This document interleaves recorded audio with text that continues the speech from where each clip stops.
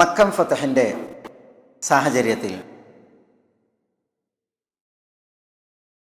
അബൂബക്കർ സിദ്ദീഖ് റളിയല്ലാഹു അൻഹുവിൻ്റെ ഉപ്പ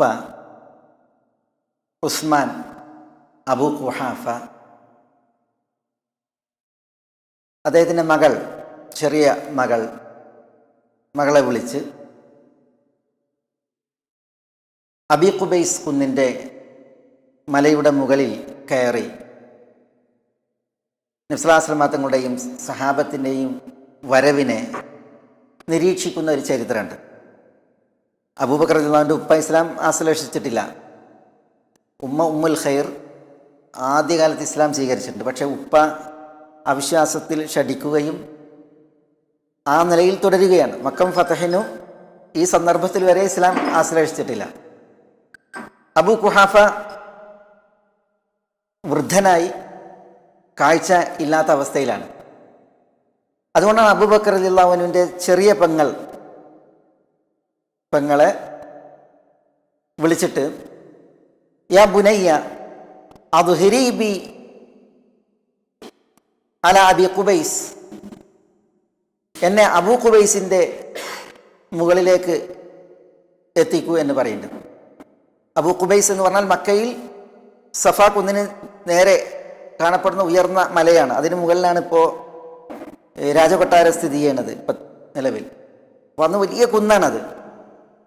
അപ്പം അതിന് മുകളിൽ കയറിയിട്ട് അബൂ ഖുഹാഫ പിന്നെ മോളോട് പറയുന്നത് യാ ബുനയ്യ ഉംബുരി മാതാ തറയിൽ, മകളെ നോക്കൂ, എന്താണ് നീ കാണുന്നത്? അപ്പം നബി സല്ലല്ലാഹു അലൈഹി വസല്ലം തങ്ങളും സഹാബത്തും മക്കം ഫതഹിന് വന്ന് അവർ ദീ തുവ എന്ന് പറയുന്ന നേരത്തെ എത്തിയിട്ടുണ്ട്. ദീ തുവ എന്ന് പറഞ്ഞിട്ടുണ്ടെങ്കിൽ മക്കയിൽ നിന്ന് മദീനയിലേക്ക് പോകുന്ന വഴിയിൽ മക്കയോടടുത്ത് ഹറമിനുള്ളിലുള്ള ഒരു സ്ഥലമാണ്. അവിടെയാണ് ഉള്ളത്. നബി സല്ലല്ലാഹു അലൈഹി വസല്ലം തങ്ങളും സഹാബത്തും. നീ എന്താണ് കാണുന്നത് എന്ന് മകളോട് ചോദിക്കുകയാണ് അബൂ ഖുഹാഫ. അപ്പോൾ അവൾ പറയാണ് അറാ സവാദൻ മുജ്തമിഅ, ഒന്നിച്ചുകൂടിയ ഒരു ആൾക്കൂട്ടത്തെയാണ് കാണുന്നത്. അവ പറയുകയാണ് അബൂ ഖുഹാഫ ഇന്നഹുൽ ഖൈൽ, കുതിരപ്പടയാളികളാണത്. അങ്ങനെ മകളും വാപ്പയും തമ്മിലുള്ള സംഭാഷണം തുടരുന്നുണ്ട്. അപ്പം പിന്നെ അവസാനം മകൾ പറയുന്നത് അറസവാദ എഫ്തരിഖ്, ആ ആൾക്കൂട്ടം അത് വിഘടിക്കുന്നതായിട്ട് ഞാൻ കാണുകയാണ്. അപ്പോൾ വാപ്പ പറയാണ് മകളെ വേഗം ഈ കുന്നിറങ്ങൂ, എൻ്റെ വീട്ടിലെത്തിക്കൂ എന്ന് പറയണം. ആര്? അബൂ ഖുഹാഫ. അങ്ങനെ ഈ മകൾ ഉപ്പയെയും കൊണ്ട് ജബൽ ഖുബൈസ് ഇറങ്ങിയിട്ട് അബൂബക്കർ റളിയല്ലാഹുവിൻ്റെ അവരുടെ വീട്ടിലേക്ക് വേഗത്തിൽ പോകുമ്പോഴത്തേക്ക് നബി സല്ലല്ലാഹു അലൈഹി വസല്ലം തങ്ങളും സഹാബത്തും മക്കയിലേക്ക് എത്തിക്കഴിഞ്ഞു. ഇവർ രണ്ടുപേരും വീട്ടിലെത്തുന്നതിന് മുമ്പ് അവരുടെ അടുക്കലേക്ക് മുസ്ലിമീങ്ങൾ എത്തിക്കഴിഞ്ഞു. അബൂബക്കർ സിദ്ദീഖ് റളിയല്ലാഹു തആല അൻഹു ഉപ്പയെ പിടിച്ചു. അബൂബക്കർ റളിയല്ലാഹുവിൻ്റെ ചെറിയ പെങ്ങളുടെ കഴുത്തിലൊരു മാലയുണ്ടായിരുന്നു. ആ മാല പൊട്ടി, അത് നഷ്ടമായ ഒരു സംഭവമൊക്കെ അതിനോടനുബന്ധമുണ്ട്.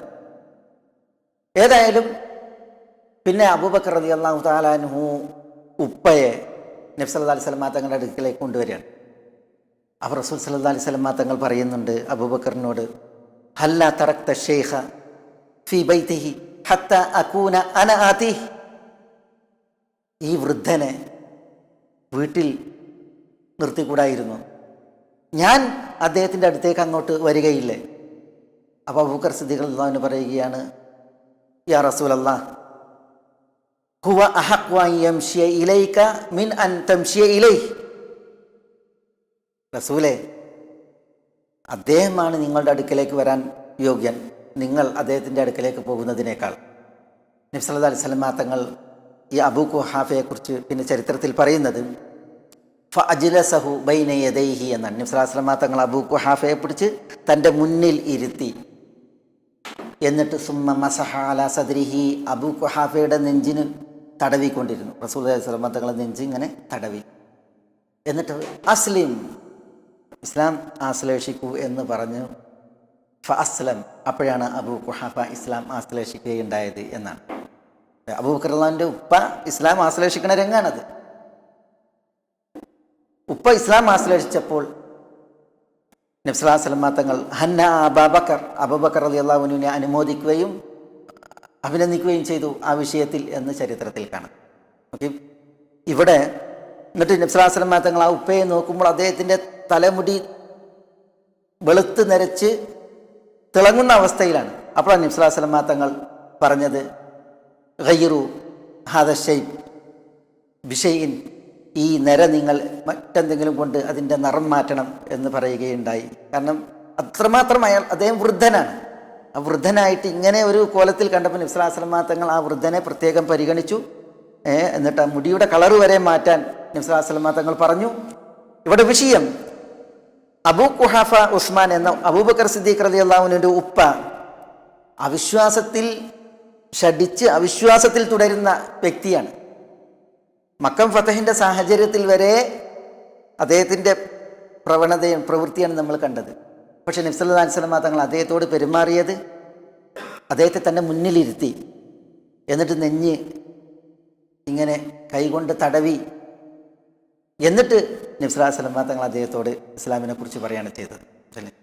ഇതാണ് നബി സല്ലല്ലാഹു അലൈഹി വസല്ലം തങ്ങൾ അനുവർത്തിച്ച പെരുമാറ്റം. തന്നിൽ വിശ്വസിക്കാതെ തന്നെ കൂട്ടാക്കാത്ത ആളുകളുടെ വിഷയത്തിൽ ഞാൻ ഈ മക്കം ഫതഹിൻ്റെ ഉദാഹരണങ്ങൾ എടുക്കുന്നത് മനസ്സിലല്ലേ. മക്കം ഫതഹ് ഏറെ വൈകിയാണ്, ഹിജ്റയുടെ 8-ലാണ്, വിശുദ്ധ റമദാൻ മാസത്തിൽ. അപ്പോൾ അവിടെയുള്ള ചരിത്രങ്ങൾ മക്ക കാലഘട്ടത്തിലുള്ളതാകുമ്പോൾ ചിലർ അത് ആദ്യകാലങ്ങളിൽ വലാ ബറാഇൻ്റെ വിഷയത്തിലൊക്കെ വചനങ്ങൾ ഇറങ്ങുന്നതിന് മുമ്പ് എന്നൊക്കെ പറഞ്ഞേക്കാം. പക്ഷേ മക്കം ഫതഹിൻ്റെ സാഹചര്യമാകുമ്പോൾ നബി സല്ലല്ലാഹു അലൈഹി വസല്ലം തങ്ങൾ പിന്നീട് ജീവിച്ചത് 2 വർഷകാലഘട്ടമാണ്. അപ്പോൾ ആ നാളുകളിലൊക്കെ നബി സല്ലല്ലാഹു അലൈഹി വസല്ലം തങ്ങളുടെ പെരുമാറ്റം എങ്ങനെയായിരുന്നു എന്നുള്ളത് മനസ്സിലാക്കാനാണ്.